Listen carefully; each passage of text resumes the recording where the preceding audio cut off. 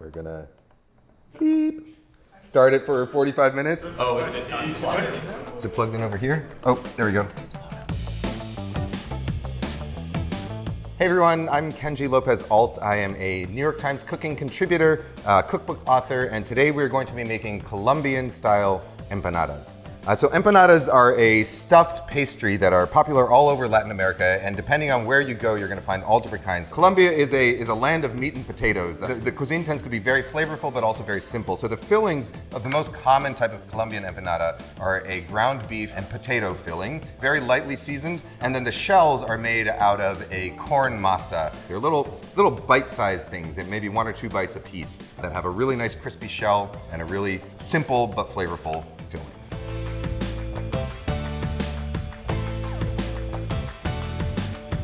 All right, so the first step to a good empanada is making a good masa, making a good dough.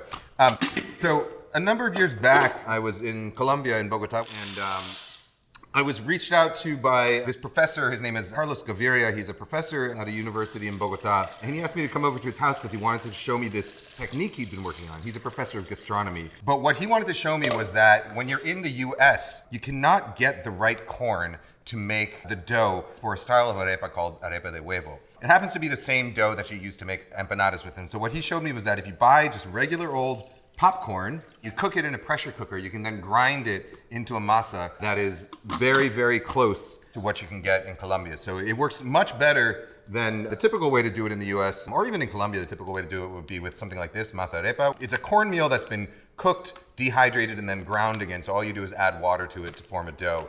Making this popcorn dough, though, you get much, much better texture, much better flavor. We're gonna turn the pressure cooker on to high heat, high pressure, and we're gonna cook our popcorn for 45 minutes. So what we're looking for is a texture where the popcorn is cooked but still has a little bit of bite to it, and where the outer shell, the carapace of the kernel, has started to kind of split and open up a little bit. All right, so our corn has now been drained and cooled. You can see some of these corn kernels are kind of blown out, so that outer carapace has popped open, which is exactly what we're looking for. When you bite it, it should still have some texture, but there shouldn't be any sort of hardness left. You should be able to chew them pretty easily. So we're gonna get our corn kernels, our cooked popcorn, into our food processor. You know, the ideal way to do this is actually to use a wet mill, get a much finer grind out of that, but I've tested it with a food processor and it ends up working just fine. You just get a little more texture, which I guess some people might prefer. So some salt in there and a couple tablespoons of water. So we're just gonna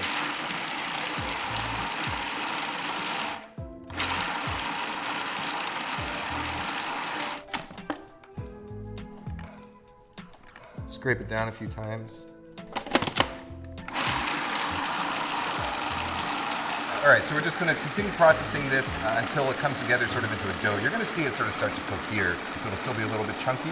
If it feels like your dough is really dry and the corn's just not going down to the blades, you can add a little bit of water. Depending on exactly how long it was pressure cooked, how long it dried for, the water content can vary a little bit.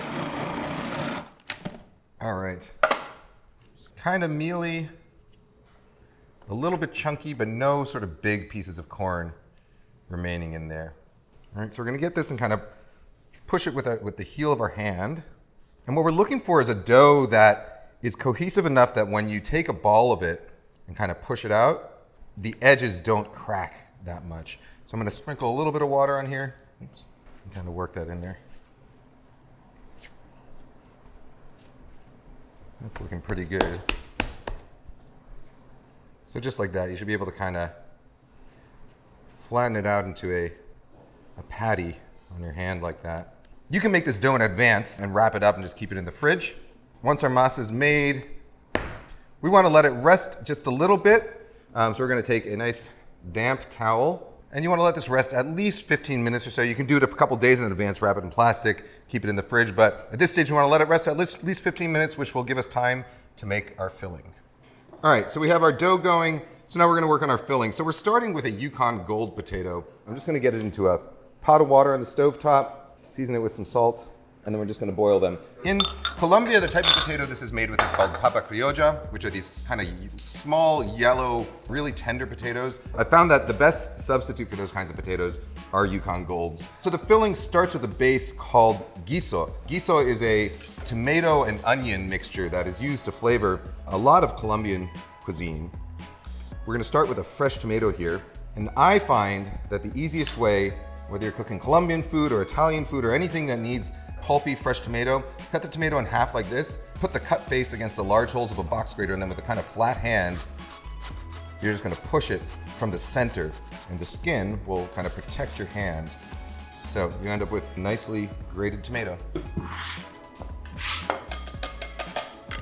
All right, so I'm gonna slide these potatoes over, and while those finish softening up, we're gonna start our filling. A little bit of vegetable oil.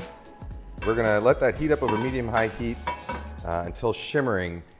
Gonna go in with our ground beef. It works fine with ground pork, ground turkey, ground chicken, any kind of ground meat. It'll also work if you have like, you know, soy crumbles or firm tofu that you break up. Whatever sort of ground meat you prefer. But the key is we actually wanna really break it up very finely. So the potatoes, you're looking for them to be soft enough that, you know, you can kind of easily mash them. Oh, so we're not quite there yet. The idea being that when we combine it with the meat mixture, the potatoes are going to stay in chunks, but sort of the edges of them, the little corners are going to start to break off, and so you get this kind of semi-solid, semi-mashed potato effect. That potato mash actually helps the filling bind together, so we don't have to add any other binders to it. All right, so once our meat is mostly cooked through, we're not looking to sort of really heavily brown it. I'm gonna add some onion. Now in Colombia, the type of onion that you would use for this is called cebolla larga. They're sort of a cross between like a spring onion, a scallion, and a regular, you know, round onion, at least in terms of flavor. So what I like to do is a combination of just yellow onion and minced scallion. And then I'm also gonna season it with a little bit of paprika, and then key ingredient, chicken bouillon. You could just use salt if you'd like, but the chicken bouillon gives it, you know, a little bit more umami depth. We're gonna let this cook for about a minute, just until the onion kind of softens gently. We're not looking to brown anything or caramelize anything, just nice and soft. Try those potatoes again. Squashing one and see. All right, so that's what we're looking for. So at this stage, I'm just gonna drain my potatoes. And then we're going to set them aside so that they kind of steam dry just a little bit. I'm going to add my tomatoes now. A few grinds of black pepper here. And now at this point, we want the empanada filling to be pretty dry. So we're just going to continue cooking this down and let all of those extra tomato and vegetable and meat juices kind of simmer off. You're going to hear sort of distinct difference between the noise it makes when it's still steaming off. You know, it does this kind of sputtering, steaming noise, and it'll sort of shift into more of like a crackling, frying noise as that moisture cooks off. Let me give it a quick taste to make sure that we've got enough salt in there. So the chicken bouillon has plenty of salt in it, but could use a little bit more seasoning. Empanadas like this are typically served as like a snack, you know, a pre-meal snack, or maybe if you're hanging out and having some coffee, you might eat a few empanadas. Typically, they're going to be really highly seasoned, so you want them kind of nice and salty. I'm going to get my potatoes into the bowl here. It's frying as opposed to sort of simmering, and it looks really nice and dry, and that's what we're looking for. So go straight in with the potatoes. And as we mix it up, we kind of want to gently mash some of those potatoes. You know, you still want distinct chunks of potato, but you want the edges of those cubes kind of knocked off. This filling you can make a couple days in advance and just keep it in the fridge until you're ready to stuff. Let's give it one last taste for seasoning. Great. And I'm going to spread the filling out just so that it has an opportunity to steam a little bit and cool off rapidly. Our oil is heating up on the stovetop here. We're going to heat that up to around 350, 375 degrees. Our masa is rested and we're ready to start pressing the masa out into discs. And just for point of comparison, I actually have this. So this is our beautiful popcorn masa. This is masa that we made with masa arepa. I mean, you can see the clear difference in texture here. This one's kind of like a Play-Doh-like paste, and this one has a lot more sort of texture, and that's gonna make a big difference when we fry them. I'll fry some side by side just to show you the difference. I'm gonna take a Ziploc bag and split one of the sides. And so now what I'm doing is with just very slightly damp hands, just because this dough can get a little sticky, I'm gonna take off a piece about the size of like a ping pong ball or so, roll it into a nice tight ball, and then put it in our bag and push it down. And we're looking for a sort of a nice even circle, around 3 inches or so. As long as you're starting with a sort of ping pong sized ball, you should wind up with something between sort of like 1/4 and 1/8 of an inch. What I do now is I peel the top of the bag off like that, and then I put my hand over here, I flip the whole thing over onto my hand and then peel the bottom of the bag off. We get a nice round of dough. So if you want to be really exact about this, you could divide this big ball of dough up into 24 smaller balls and make sure they're all perfectly evenly sized. However, I generally just eyeball it. We're going to take our damp towel and just keep these covered so that the masa doesn't dry out. If you have a tortilla press at home or an arepa press, then that's a good time to pull it out also. That'll make this really efficient. All right, let's make a few with that other masa. So a much sort of smoother, softer dough that comes out of the masa arepa. It's a little more delicate also. I find it's not quite as sticky because the corn is all pre-cooked. All right, so once I have a few of these laid out, about a sheet tray's worth, I'm gonna go grab my filling. We're gonna put it into an inappropriately small bowl, and we're gonna start stuffing. It's time to shape these. We got our filling. So the key here is you don't wanna overstuff them. So just a couple teaspoons of filling in the center of each one is plenty. You can do these straight in your hand if you want. I generally find that it's a little bit easier to lay them on your sheet tray like this and kind of pinch them up in the center and then seal off the edges. And the thing about a corn dough, and especially one that's this kind of really mealy corn dough made from the popcorn, is that you don't get the elasticity that you would get with a wheat-based dough, because there's no gluten in here. A wheat-based dough is really easy to wrap around fillings. With a corn dough like this, you have to be really gentle with it. And if it does crack like that, it's not a big deal. You can kind of just use your finger to seal it up. And that's basically what we're looking for. Once your empanadas are formed, by the way, you can freeze this whole tray until they're all completely frozen and then pick them up and put them into like a Ziploc bag. And then you can store them in the freezer for a couple weeks or even a couple months and fry them directly from frozen. You might also find that as you're starting to wrap these up, wrap the filling up, if the dough is really, really dry and doesn't seem to want to fold, it cracks excessively, I would just stop, get your dough back into a bowl, knead in a little bit more water, and then re-roll it and go from there. When you see like people who've been making these their whole lives, or maybe who work at a restaurant where they make these, they get really fast and they're also able to make them really, really tiny. So sometimes you'll have little empanaditas that are like a little half bite. The other thing to remember about empanadas is that they're kind of like pizza where, it's nice to have them perfectly shaped and for them to all look identical, but at the end of the day, whatever the shape is, they're still empanadas and they're still gonna be good. All right, so those are the ones made with the popcorn masa. I'm gonna do a few of these made with the masa arepa as well, which I will tell you, if you go to Colombia and you're having a homemade empanada, the vast majority of the time it will have been made with masa arepa. In fact, popcorn as empanada dough is not a common technique in Colombia itself. In fact, most people there would be shocked to hear you doing this. The masa arepa dough is a little more delicate actually. It's softer. You have to be a little bit gentler with it. It's a little bit less sticky, but it is kind of easier to patch up. It's gonna crack a little bit less and it's easier to patch up if it does tend to crack. Our oil, we're starting at around 375 degrees, which is a little bit hotter than we want to actually fry these at. The idea being that once you actually add the empanadas to the oil temperature is going to drop, and then we're going to try and maintain it between 325 with a maximum of 375. But the idea is that you want these empanadas, the shells, to really sort of crisp up and dry out so that they stay crispy and so that you don't have like a layer of raw masa in the middle. We're going to cook 6 of these at a time, so maybe I'll do 4 of these popcorn empanadas, and we'll do a couple of the regular masa arepa empanadas.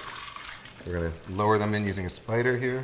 And so I'm just gonna watch my oil temperature and adjust the heat to really try and maintain it at around 350 degrees. We wanna be a little bit gentle when we're kind of moving around in here. Make sure that they're staying separated, not sticking to the bottom. So they're gonna take about 3 minutes to crisp up. Really, you're just looking for that nice golden brown crispness on the outside. But generally at about 3 minutes, that 3-minute mark, you're good.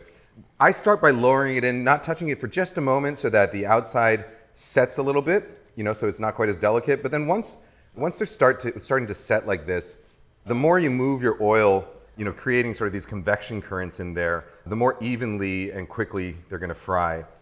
It's sort of the equivalent of like turning on the convection fan in your oven. Let me pull out the 4. popcorn ones first.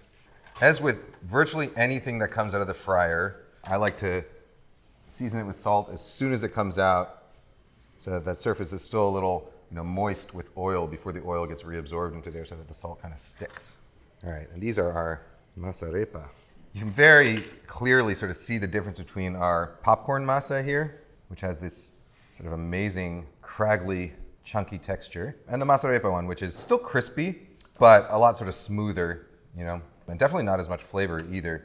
We're gonna serve these empanadas with a couple things. So we'll do some lime wedges, and then we have this sauce here, which is called ají. So ají is the Colombian word for chilies, but it's also the term for a wide range of sort of chili-based sauces. So Colombian food in general is not spicy at all. So most of the finished food, you're not gonna find many spices. People who do like things spicy will add it in the form of a sauce like this ají. So the way we made this, it's onions and cilantro and chilies that you basically mix with salted water. So there's no extra acid added to this one, although there are some ají recipes that will include added acid. But this one is essentially just a sort of salty onion, cilantro, and chili mixture. And the way my kids like to do this, my kids are half Colombian, so the way they like to do this is they'll break their empanada open like that, and they will essentially, oh man, that's good, fill it with lime juice, spoon in a little ají, and then just kind of go for it.